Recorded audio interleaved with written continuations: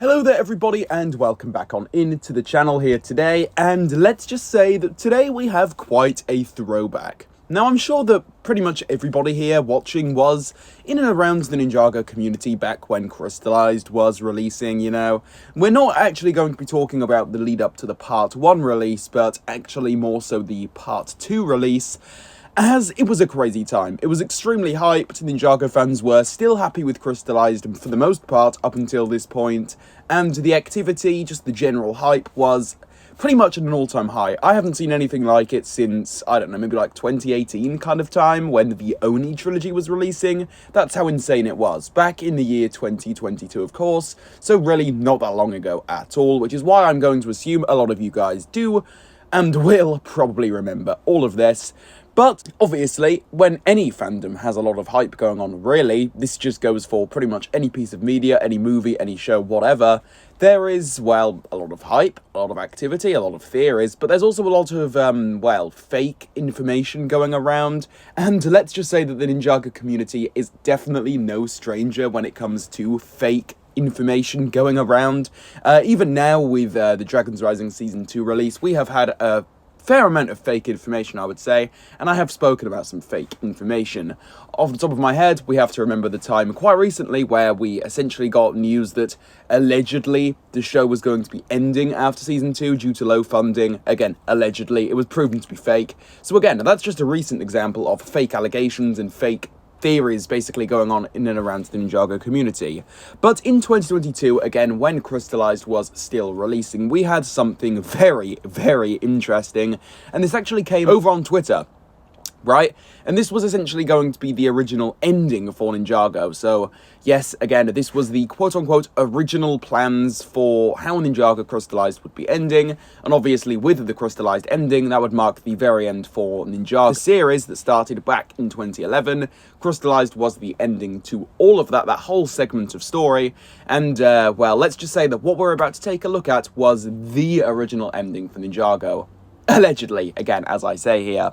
So starting off from the very top, they start this whole thing out by saying, "I'm risking my career saying this, but I worked on the last episode of Ninjago 2019. So, okay, off to an interesting start, but that doesn't really tell us much of anything. Let's start with what really gets crazy.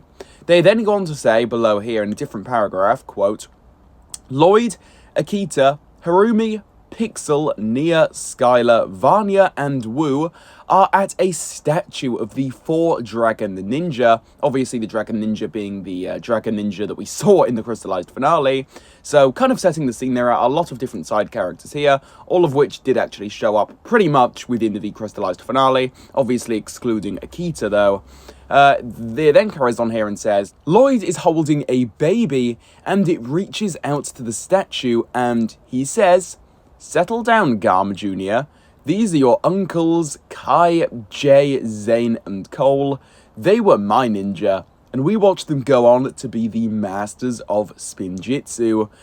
So, oh boy, where do I even begin? That is crazy. So we have all of these different side characters approaching like a memorial statue type setting where we see all of the 4-Dragon Ninja, but then, you know, as if that wasn't crazy enough, which, you know, honestly, that isn't all that crazy, all things considered, you know? It's not really completely outside the realm of possibilities, but what really gets crazy is the fact that Lloyd is, again, holding a baby, as they say here, and just the way Lloyd talks to this baby, I don't know, it just sounds kind of crazy, and this is where it quite clearly becomes quite fan-made. But you guys have to keep in mind that there was actually quite a lot of debate in the Ninjago community about this time.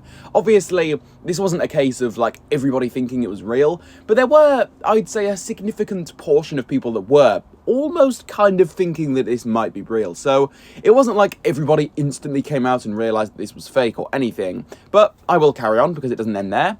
Quote, "It is hinted that the child is Lloyd and Akita's, and the babies that Nia, Skylar, Pixel, in brackets here, it's a robot baby, and Vanya have are the ninja's children who inherited their powers."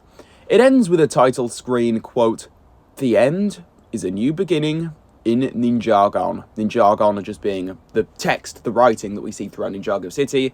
It is an actual language. You guys can go and look it up. It was essentially made for the Ninjago movie.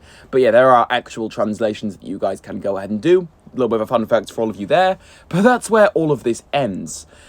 So yeah, this, all things considered, was crazy. We have statues of the ninja, which, you know, starts off fairly normal. We then have babies from Lloyd, and then we also have babies from all of the other ninja, and all of these babies have instantly inherited their elemental powers, which on its own isn't necessarily how Ninjago powers work directly, I wouldn't say. You know, it's not like the second you have a child, the elemental powers is like just straight up going straight to your child and the previous master loses it instantly. I never really saw that as how elemental powers worked. But I mean, in this fake scenario, clearly that is how things worked. I don't know, this entire thing was just so crazy. And again, it's not like when this first came out, everybody was just jumping on it, instantly calling it fake. Now again, there were, of course, a fair amount of people that did believe it to be fake, but again, there was an actual segment of people within the Ninjago community that were like, hang on a moment, what if this is actually real? What if there is some credibility to this? And that just made it even more insane. It was a pretty wild thing to essentially see happen in the Ninjago community, and this has been completely forgotten about ever since, of course, as a fake leaks do in the Ninjago community, but recently it just resurfaced in my mind, posted it on Twitter, and it got a lot of impressions, so I was like, damn, people really were interested to see all of this, so I figured it would be fun to revisit for all of you guys here in my YouTube community today, just talking about it, dissecting it in a video all of this time later. But with all of this being said, guys, that is going to conclude things here, so hopefully you did all end up enjoying this one.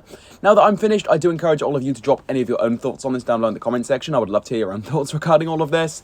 As always, if you did enjoy this one here, go ahead and leave a like on it, subscribe to my channel for more, and while you guys are down there, please also be sure to turn on the notification bell to keep up to date on all of my latest Ninjago news and content. And with all of this being said, I will see you all soon for a new one, so yeah, see you all soon. Goodbye, everybody.